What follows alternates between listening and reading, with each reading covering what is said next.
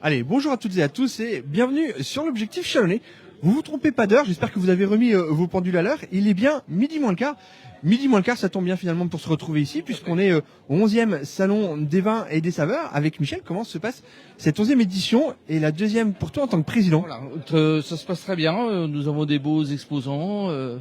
La fréquentation est un peu faible, mais c'est mieux que l'année dernière. Et donc, Alors écoute, pour la fréquentation, on va faire notre possible pour attirer les gens et appeler les Chalonnaises, les Chalonnais qui nous regardent. Qu'est-ce qu'on peut trouver ici? Du vin, des spiritueux, du fromage, des escargots. Il y a un stand huîtres. avec une dégustation notamment qui va commencer à des tarifs plutôt intéressants. Plutôt intéressant, oui. Est-ce que tu peux nous en parler? Partout pour l'apéro. Bon. Les 6 huîtres sont à 8 euros. Les escargots? Les escargots, c'est des escargots. C'est pas nous qui les fournissons, donc c'est Très bien. très bien. Ils sont très bons, mais Allez, on va aller faire le tour un petit peu. Tu vas nous présenter certains exposants, Michel, mais je voudrais avant tout que tu nous expliques pourquoi cette manifestation est organisée par le Lions Club et à quel bénéfice. Ça fait partie de nos actions, et là c'est au profit de la recherche sur la maladie de Charcot, une maladie qui touche 5 personnes par jour en France. 5 personnes sont diagnostiquées maladie de Charcot, 5 décèdent. Donc c'est une maladie rare, mais quand même qui est assez... Et puis c'est une cause qui vous est chère en Lions Vinets, puisque vous avez perdu quelqu'un effectivement de votre équipe qui était malade qui était atteint de la maladie de Charcot. Oui, exactement. C'était le départ de notre action en faveur de la maladie de Charcot. Donc c'est l'association des Invincibles. C'est une association qui s'occupe des malades et qui reverse une partie de des bénéfices qu'on fait sur ce salon à l'Institut du cerveau pour la recherche sur toutes les maladies. Parce que rappelons-le quand même, toutes les manifestations qui sont organisées par le Lions Club sont au bénéfice des autres. Des autres, bien entendu. Et là, en l'occurrence, au bénéfice de l'association des Invincibles pour la maladie de Charcot. Oui, c'est ça, tout à fait. J'ai bien résumé les choses, Michel. Exactement. Tu vois, on n'a pas encore bu l'apéro. Non. Non, c'est avant. Oui, c'est avant. Mais on va y aller boire l'apéro. Et puis on va terminer, parce que hier on les a vus rapidement. On va terminer par nos amis du Rhum là-bas. Oui. On va aller voir différents exposants. On va pas tous aller les voir, mais est-ce que tu peux nous dire globalement, en même temps qu'on avance et qu'on déambule dans les allées, on voit que Aïssa nous fait des images notamment de ce fromager. Peut-être qu'on le verra tout à l'heure. Qu'est-ce qu'on trouve comme vin globalement ici pour les amateurs et pour celles et ceux qui voudraient venir? Il y a le vin du Jura, qui est à côté du comté, donc fromage du Jura. Donc, ça se marie bien? Marie bien, très très bien. De très bons vins. On a des vins un petit peu particuliers qu'on va aller voir tout à l'heure, notamment un vin portugais. Oui. Tu peux nous en dire davantage sur le vin portugais? J'ai bien retenu la leçon d'hier. Dans des amphores. C'est fait depuis 2000 ans, depuis l'époque de Jules César.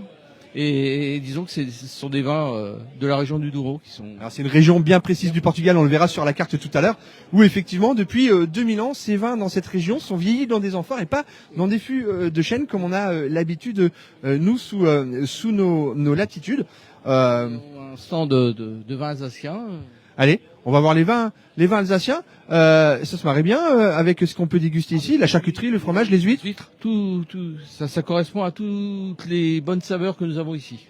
Allez, madame, je fais le tour et je vais vous donner le micro. Aïssa va montrer notamment votre jolie sculpture en porte-bouteille que vous auriez pu vendre de nombreuses fois mais qui n'est pas à vendre. Exactement. En tout cas, c'est ce qui m'a attiré l'œil tout à l'heure. Oui, c'est mon petit bonhomme porte-bonheur. J'aurais déjà pu le vendre, ça c'est vrai. Mais celui-là, j'y tiens.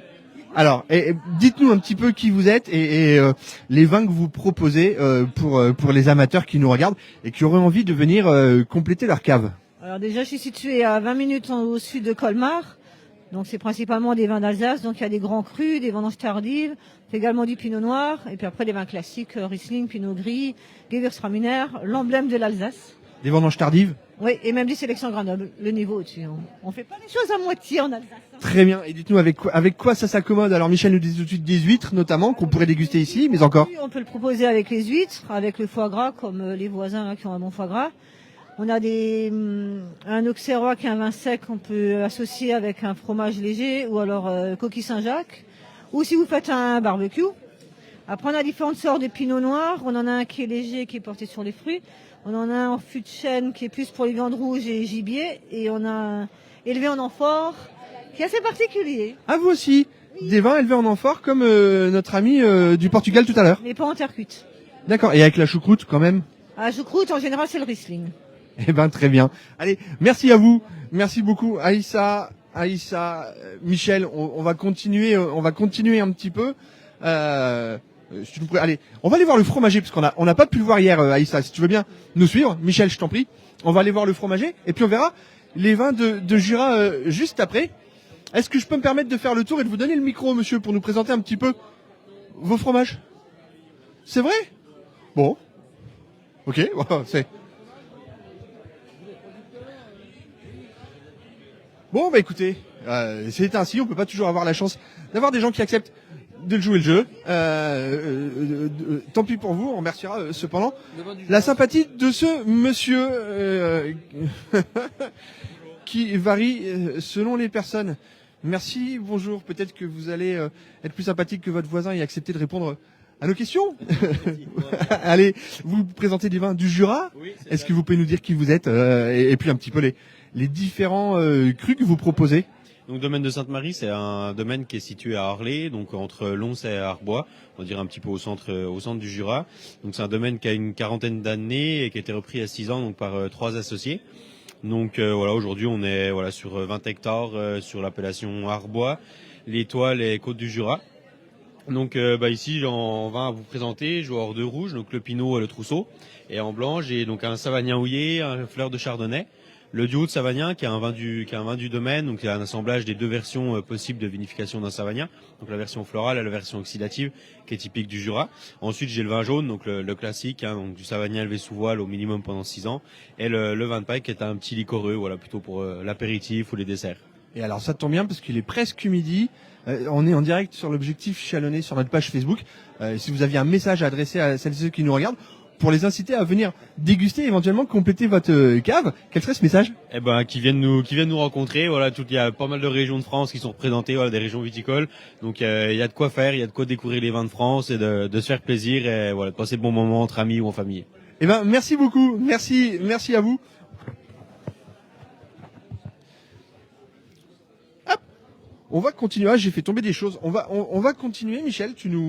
Où est-ce que tu nous orientes? On va évidemment pas pouvoir découvrir tous les exposants ici, mais on a effectivement le bûcher d'Ange local qui est situé à Chepy, si je dis pas de bêtises. C'est vous, madame? Allez, je viens vous voir. Allez, je viens vous voir. Je vous propose qu'on se mette devant, comme ça en même temps dans nos images.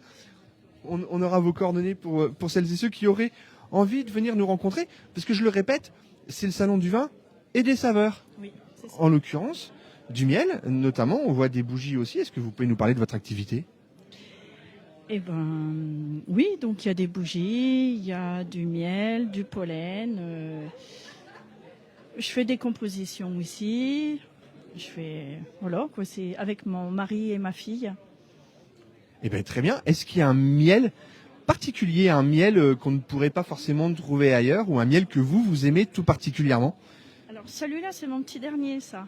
Ah. J'ai fait un Aïssa, mélange, si tu peux. Ah, c'est celui-ci. Alors, un dites-nous. mélange de miel de printemps avec du miel de fleurs. Là, ça, c'est tout nouveau. Eh ben, très bien. Merci beaucoup. Et vous avez aussi du miel en rayon ici, là. Vous pouvez nous en dire davantage? Vous appelez ça comment? Du miel en rayon. Donc, c'est la feuille de cire.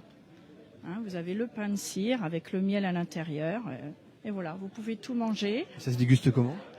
Vous cassez un morceau, vous mangez comme ça, vous mâchez la cire, vous la recrachez si vous voulez, ou sinon vous pouvez la manger. Il n'y a aucun souci. Eh ben, très bien. C'est une découverte pour moi, Aïssa. Je sais pas si tu connaissais. Fais-nous signe de la tête. Oui, tu connaissais? Ah, Aïssa, connaissez. Merci beaucoup. Et on peut vous trouver ici, à Chepy, Aïssa. Je t'invite à montrer à madame. Et encore une fois, on vous invite à venir découvrir du foie gras, du cassoulet. Madame, allez, on continue. Si on continue comme ça, Michel, on va faire le tour de tous les exposants. Ça va être c'est un live qui va s'éterniser. Ce sont des amis, ils sont déjà venus. Allez. Puisque c'est ça, madame, dites-nous un petit peu qui vous êtes et les produits que vous présentez ici, si vous voulez bien.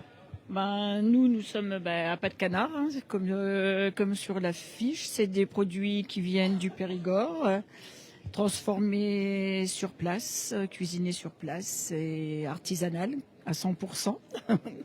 Est-ce que vous... Voilà, on vend foie gras, des produits préparés, cassoulet, lentilles, saucisses, tout à base de canard. Que de canard? Parce que le Périgord, on a aussi, si je dis pas de bêtises, la truffe, la noix. Ouais, mais moi, je dis à base de canard pour la viande. Très bien, merci beaucoup. Après, mais bon, truffé, on fait pas. Donc, Mais en tout cas, c'est une belle région. Merci à vous. Allez, Michel, on continue par où? Dis-moi, qu'est-ce qu'on peut boire avec un cassoulet? C'est pour ça que tous les placements sont judicieusement faits pour que les gens puissent déguster les saveurs avec le vin les accompagnant. C'est un peu éducatif aussi. Très bien. Et évidemment, je vois les vins blancs qui sont là-bas, qui se marieraient avec le foie gras, n'est-ce pas? Parfait, parfaitement. C'est des vins doux, pas trop sucrés et qui permettent d'apprécier le foie gras de manière. Il y a même du Bordeaux relativement sec, blanc pour les huîtres et les huîtres.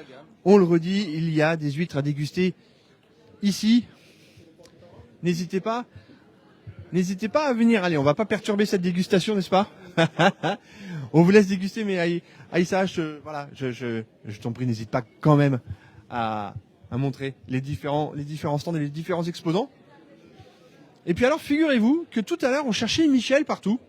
Et Michel, on nous a dit, il est avec le Corse, avec la charcuterie. Il est avec le Corse. Est-ce qu'on peut venir vous voir? Saveur Corse. Non?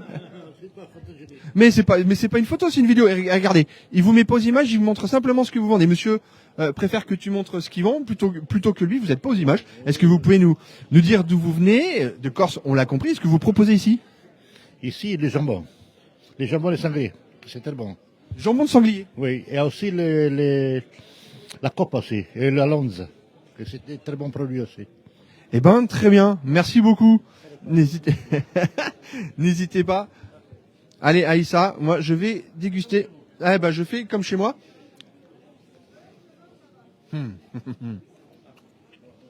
Michel, on est où là maintenant? là, nous sommes au Mâcon dans les vins de Bourgogne.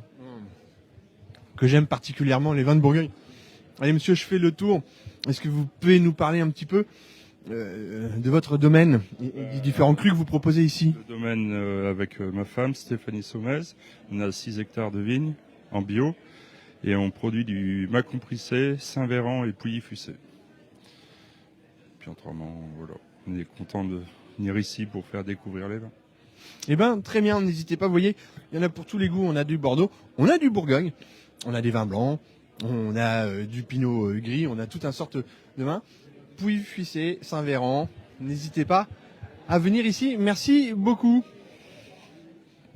Ah, les escargots, on parlait d'escargots tout à l'heure. Mais c'est pas grave, si la dame est pas là, on va quand même pouvoir montrer. Les escargots, encore une fois, c'est l'heure de l'apéritif, n'hésitez pas. Allez, on va venir vous voir aussi. Ah, vous êtes madame est dans les comptes. On va tout perturber. Ça y est, elle a perdu le fil. Non? C'est vrai? Ah, très bien. Eh ben, est-ce que vous pouvez nous parler de ce que vous faites? Vous voulez bien? Oui, et puis si vous dites non, on aurait bien l'air bête, puisqu'on est en direct sur notre page Facebook qui est l'objectif Chalonnais. Allez, bonjour à vous, dites-nous un petit peu. Je fais du vin blanc, en toute catégorie, en blanc sec, en moelleux, en liquoreux et en demi-sec aussi. Le demi-sec est ancré de manière à ce qu'il y ait un mélange botrytisé et de vendange de Seine pour créer justement une attaque sucrée, une finale sèche sur le même vin, ce qui en fait un bon compromis pour les gens qui n'aiment pas quand c'est trop sec ou trop sucré. Très bien. Et alors, au moment où on est arrivé, vous étiez en train de nous dire, je fais une analyse de vin, c'est ça? Ça se passe comment? C'est-à-dire? En fait, je reçois des analyses de ce style-là. Que vous prenez soin d'anonymiser, évidemment. Exactement. C'est-à-dire qu'à partir de là, je suis capable de savoir si le vin, il a un souci. C'est-à-dire si jamais au niveau du SO2, il n'est pas correctement mis, ça risque d'être des vins qui peuvent s'oxyder ou avoir des goûts asséchants. Donc à ce moment-là, il va falloir réajuster le SO2 ou les sulfites, comme on préfère, pour faire en sorte que le vin puisse se conserver dans la longueur et faire des vins de garde. Eh ben, très bien. Merci beaucoup.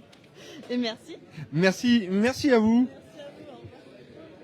Ce qui est toujours agréable quand on entend des gens parler de vin, c'est qu'ils parlent avec passion et que ça donne envie de déguster.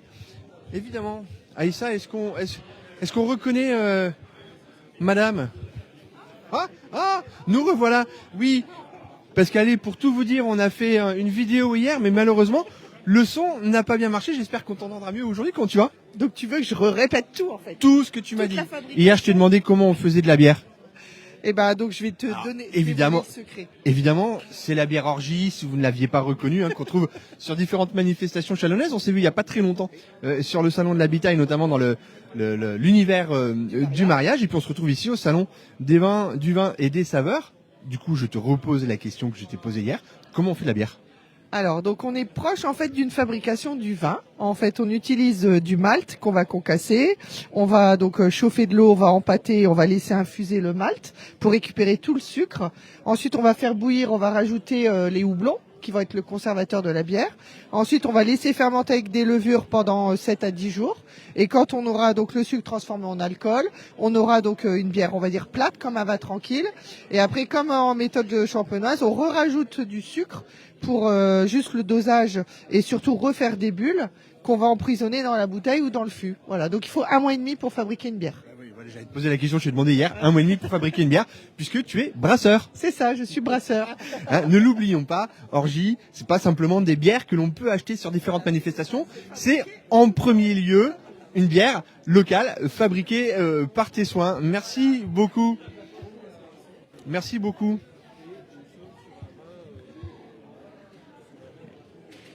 Je voudrais que monsieur puisse nous parler, Aïssa, s'il a terminé, mais simplement parce que hier on a entendu quelques bribes, survoler simplement, si vous pouviez nous montrer sur la carte cette région du Portugal et simplement nous redire pourquoi ces vins dans cette région vieillissent dans des amphores. Je vous laisse avec monsieur après. Merci à vous.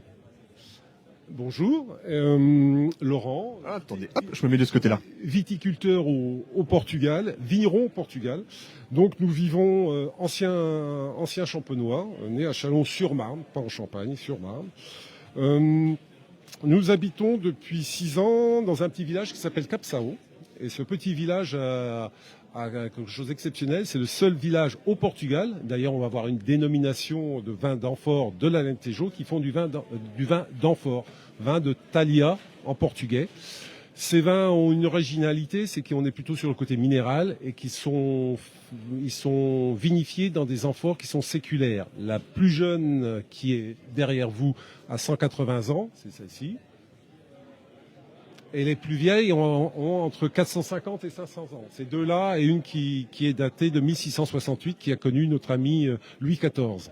Et cette tradition de faire vieillir les vins dans des amphores vient de Jules César, c'est ce que vous expliquiez hier, n'est-ce pas? Exactement, c'est-à-dire c'est une personne qui s'appelle Jules César, il est passé partout, lui y compris au Portugal, qui a initié ce mode de vinification qui est inscrit au patrimoine culturel et immatériel du Portugal. Et le dossier a été envoyé à l'UNESCO pour avoir aussi une certification de l'UNESCO sur ce mode de vinification. Eh ben, merci beaucoup. Et puis, n'hésitez pas à venir rencontrer monsieur au Portugal, ça fera peut-être un peu loin, mais en tout cas ici sur ce stand, merci à vous.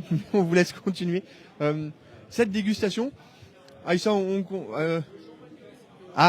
le champagne de l'Aube, très bien. Bon, belle moustache, monsieur. Bonjour, bienvenue chez nous. Mais merci à vous. Allez, champagne de l'Aube, est-ce que vous pouvez nous parler de ce champagne? Oui, alors nous, on est une coopérative là, à Ville-sur-Ars. Il y a 130 familles, 315 hectares. Donc voilà, on vient faire un peu découvrir les saveurs de notre sol, du sud de la Champagne.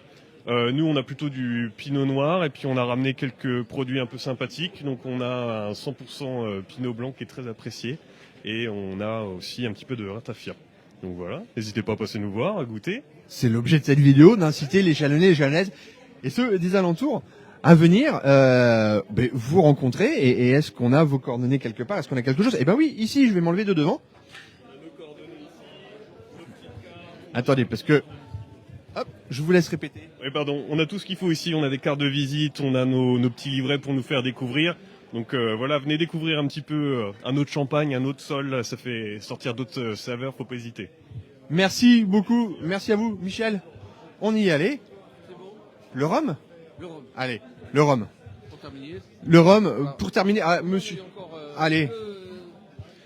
Je vous ai prévenu, on a fait une vidéo qui n'a pas bien fonctionné hier, donc on revient aujourd'hui. Et l'exercice va pas être très compliqué. Vous connaissez ce que vous vendez. Vous allez nous redire ce que ce que vous nous avez dit hier.